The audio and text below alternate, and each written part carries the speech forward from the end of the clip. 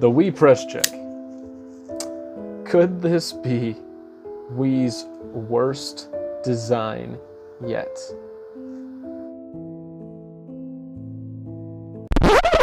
Nope! Clickbait, motherfuckers, let's check it out.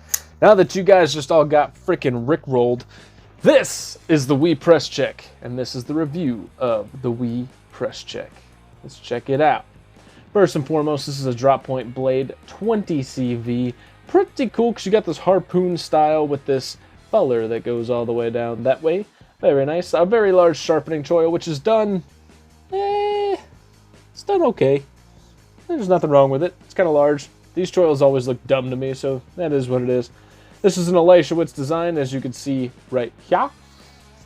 This is a bolster lock. I freaking love bolster locks, guys. This is a titanium bolster lock, and this titanium is really cool looking. It's this black wash finish. It's not a solid black. You guys can almost see like a little stone washing going on there. Then we have this black G10 with an ambidextrous deep carry pocket clip with the large bill. That is a problem because it is rather large. Other than that, are the liners milled out? Let's find out. Whoop. Nope, nope, no, they're not. They're not at all. There's no milling on these liners. And if we could see here, here is the stop pin very high up on the blade with some shouldering that actually wraps around that. And that's one thing Wii's been doing quite a bit, along with Civivi. They're putting a lot of shouldering around that stop pin, and it gives you that feeling of solidity. And it feels awesome. This thing is perfectly locked up. No up and down, no back and forth, no pivot lash. No pivot lash. A little bit of detent lash, but not really. I mean, it's just kind of us making it up as we go through. We have this titanium backspacer that has this piece right here, almost like a glass breaker. Now, I'm not quite sure that I like that, but it really doesn't affect me in hand, so that's okay. This is riding on ball bearings, just like every other Wii. The detent is rather snappy, just like every other Wii. That kind of gets all the stuff out of the way for those of you that just here to check it out, so you guys can get your shit, get out. Let's get into some specs and some size comparisons.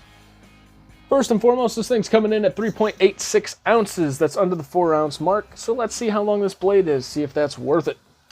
Time to bust out the titanium ruler that I just got in. This thing's pretty sweet. Clickbaited you again, you sons of bitches.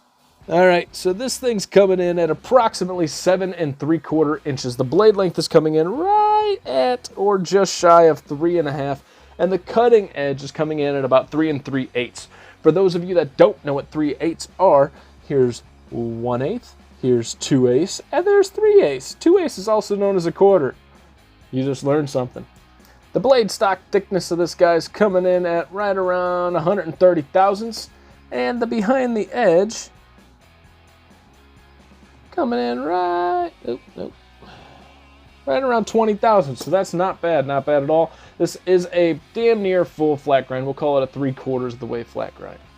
Here it is next to today's carry, a fellow Wii and a favorite of mine. This is the Wii Malice. And my favorite fifth pocket knife, that is the Spyderco Techno 2. As you can see, much larger than the Techno 2 and a little bit smaller than the Malice, but in reality, it's much smaller than the Malice. We'll talk about that later. Here it is next to the PM2, and what I'm carrying in my pocket today just so happens to be the Para 3. Yes, I said carrying in my pocket today, yet today's carry. Today's carry was for work. This is what I'm carrying right now.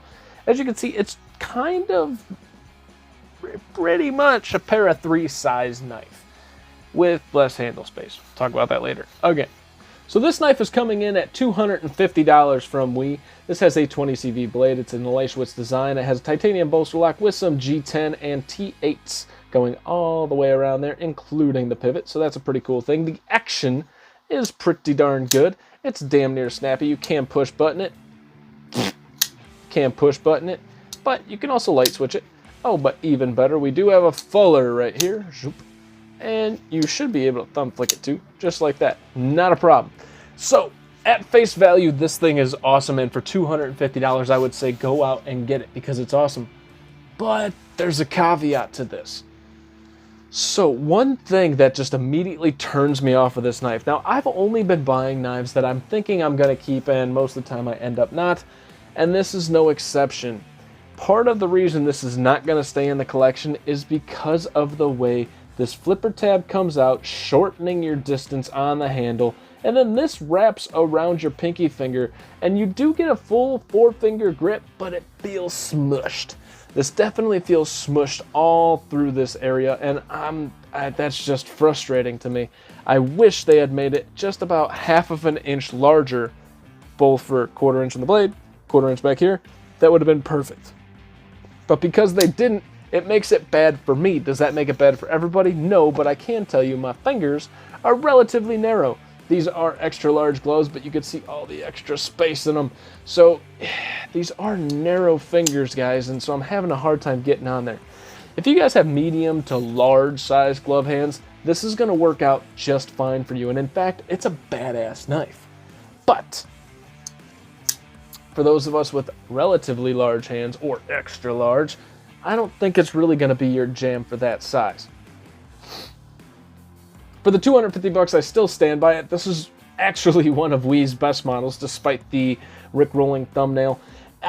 Honestly, this thing is really cool. It looks gorgeous.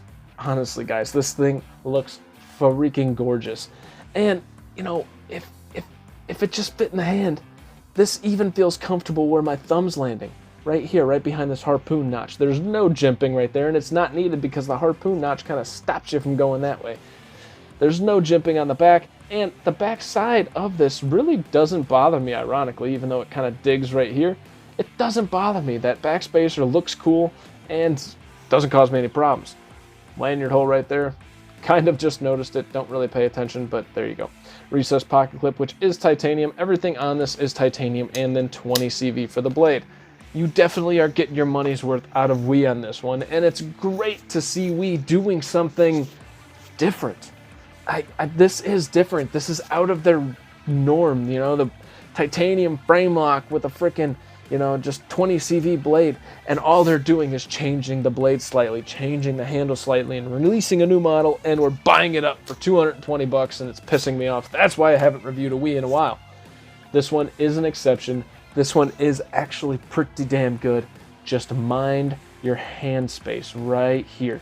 This, like I said, if they made a larger version of this, just slightly larger, it would be so perfect. But as it stands for me, it is not. But for those of you, it may be with that size hand. I can totally recommend this knife for people with those size hands. Probably one of my favorite Wiis, short of the Wii Malice or the Wii Esprit. It just sucks that it's not going to work out for me. That's all I got for you guys. You guys stay sharp, stay safe. Hope you guys are having a great freaking rest of your day. Thank you so much for watching.